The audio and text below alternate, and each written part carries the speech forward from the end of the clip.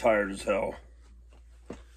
And here's the status on the 422, but that's not what this video is about. I'm 4 o'clock or actually it was 4:30 in the morning, and I woke up and I'm like,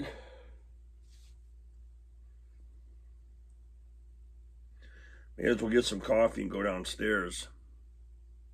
I took delivery of something yesterday.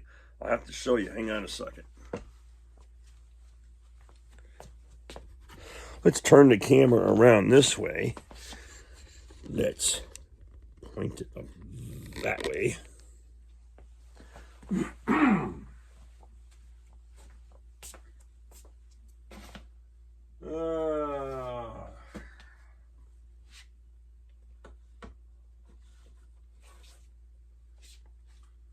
So, I got a great deal on this World War II landing craft.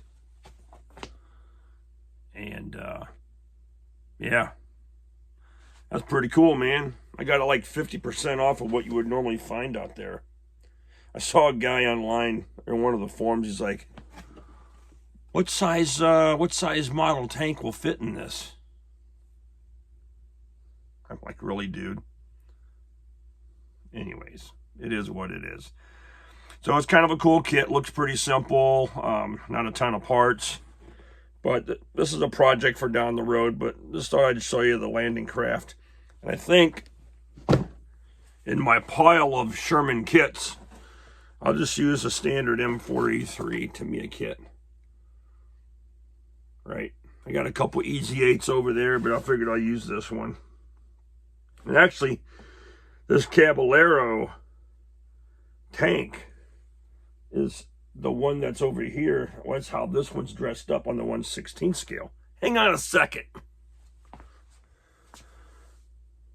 Hang along. Yeah, 16th scale.